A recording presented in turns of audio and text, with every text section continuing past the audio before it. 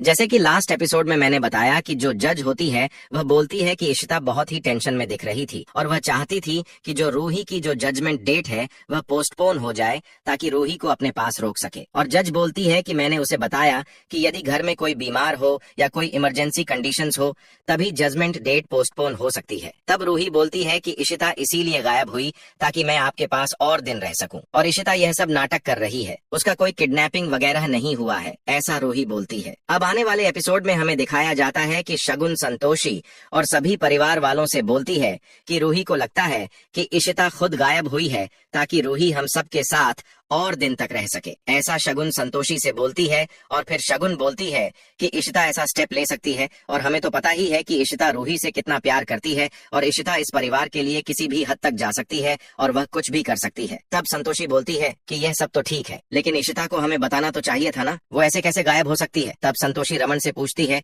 कि क्या इशिता ने तुमको कुछ बताया। रमन बिना कुछ बोले वहाँ से चला जाता है। तब मेहिका बोलती है कि अगर इशिता ने ऐसा कुछ किया है तो वह सेफ है। फिर शगुन बोलती है कि मैं जाकर रूही को समझाता हूँ। फिर संतोषी शगुन से बोलती है कि पहले जाकर पीहू को उसके दोस्त के घर से लेकर आ जाओ। तब शगुन बोलती है कि पीहू की दोस्त की मॉम का फोन आया था और उन्होंने कहा कि वह पीहू को हमारे घर ड्रॉप कर देंगी। दूसरी ओर रमन रोमी से बोलता है कि रोमी तो बात नहीं समझ रहा, कुछ न कुछ गड़बड़ है, ऐसा रमन बोलता है।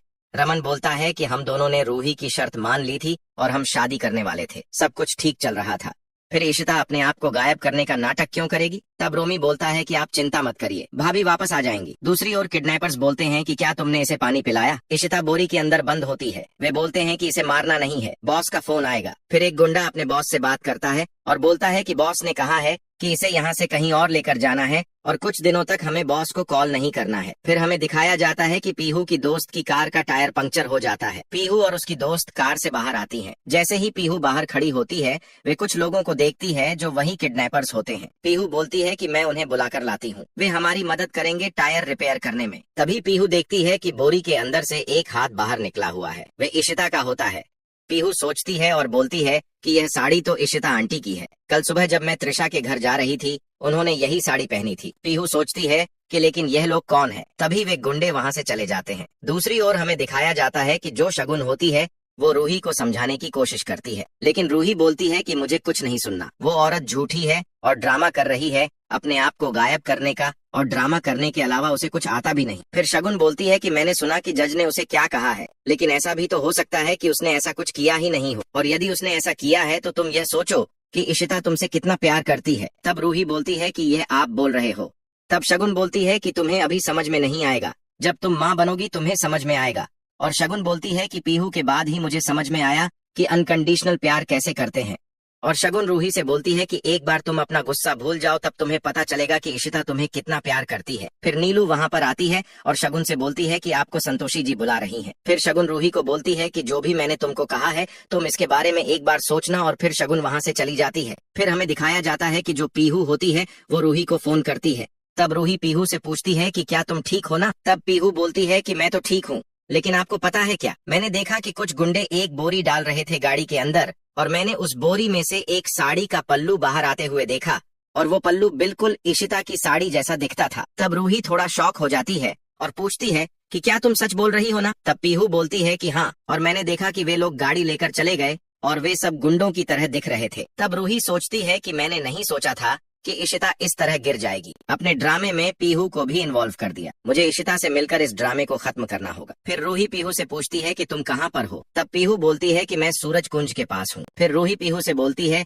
कि तुम अपना फोन तुम्हारी फ्रेंड की मॉम को देना थोड़ा। दूसरी ओर हमें दिखाया जाता है कि जो बाला होता है वह वधु को कॉल करता है और वधु कार ड्राइविंग कर रही होती है और वधु बाला का फोन नहीं उठाती क्योंकि वह उससे थोड़ी गुस्सा होती है और वह बोलती है कि बाला समझता नहीं है, मैं उसका फोन नहीं उठाऊंगी। तभी उसके फोन पर आलिया का फोन आता है, वे फोन उठाने ही जाती है। तभी सामने से एक वैन आती है और एक्सीडेंट हो जाता है दोनों का, और वधु बोलती है कि सॉरी मैंने देखा नहीं था। और जो वे लोग होते हैं वे गुंडे होते हैं जो इशिता को किडनैप करते हैं। फिर वे गुंडे बोलते हैं कि चलो चलो कोई बात नहीं, और फिर जो वधु होती है उसकी नजर बोरी पर पड़ती है जिसके अंदर इशिता होती है, और वधु उन गुंडों से पूछती है कि इस बोरी के अंदर क्या है, तो वे गुंडे बोलते हैं कि अपना काम करो ना। फिर वे लोग वहाँ से चले जाते हैं और वधु सोचती है कि कुछ तो गड़बड़ है। फिर हमें दिखाया जाता है कि वधु घर पर आती है, बहुत ही टेंशन में होती है और बाला बोलता है कि कहाँ पर थी तुम, मैं कब से तुम्हें फोन ट्राई कर रहा हूँ, तुमने मेरा फोन नहीं उठाया और तुम्हारी क्लासेस तो शाम को ही खत्म हो जाती है ना। फिर वो रोने लग जाती है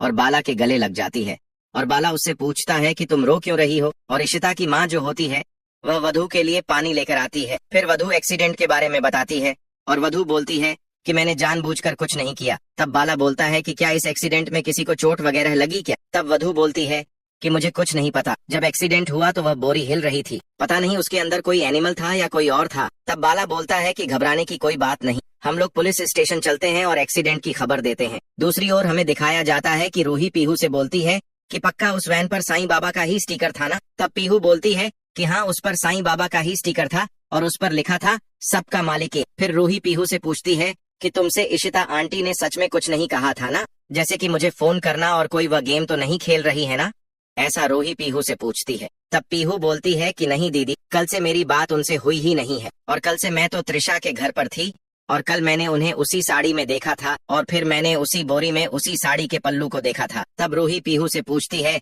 कि तुमने उस जगह का नाम तो ठीक से सुना है ना। तब पीहू बोलती है नजफगढ़। तभी रूही को रमन का फोन आता है और रूही पीहू से बोलती है कि तुम कुछ मत बोलना, मैं हैंडल करती हूँ। और रूही बोलती है कि पापा को नहीं पता चलना चाहिए कि हम कहाँ पर हैं और हम कहाँ जा रहे हैं। फिर रूही रमन का फोन उठाती है और रमन बोलता है कि कहाँ पर हो, मैं अभी घर पर आता हूँ और हम डिनर पर चलते हैं। तब रूही बोलती है कि नहीं पापा, मैं घर पर नहीं हूँ, मैं बाहर आई हूँ। तब रमन पूछता है कि किसके साथ हो। तब रूही बोलती है कि मैं पीहू के साथ हूँ, मैं उसे पिक करने के लिए आई हूँ। और वह बोलती है कि पीहू अपने फ्रेंड के साथ घूमने के लिए गई थी, लेकिन उसके पेरेंट्स की गाड़ी खराब हो गई थी, इसलिए मैं उसे पिक करने के लिए आई हूँ। तब रमन बोलता है कि चलो बताओ कहाँ गाड़ी खराब हुई है, मैं वहाँ पर आता हूँ। तब रूही बोलती है कि नहीं नहीं पापा, आपको आने की कोई जरूरत नहीं है, मैं हैंडल कर लूंगी। फिर रमन कार की डिटेल मांगता है। तब रूही बोलती है कि मैं आपको सेंड कर दूंगी। तभी पीहू बीच में बोलती है कि आप पापा को मत बताना, नहीं तो हमें जान नहीं देगी। तभी जो रूही होती है वह पीहू को चुप करा देती है और रमन से बोलती है कि मैं अभी फोन रखती हूँ और फोन कट हो जाता है। तब रमन थोड़ा सोचने लग जाता है कि पीहू ऐसा क्यों कह रही थी कि पापा को मत बताना, और वह बोलता है कि कुछ तो गड़बड़ है। तभी यह एपिसोड खत्म होता है। कैसा लगा आपका एपिसोड, कमेंट सेक्शन में जरूर बताइए।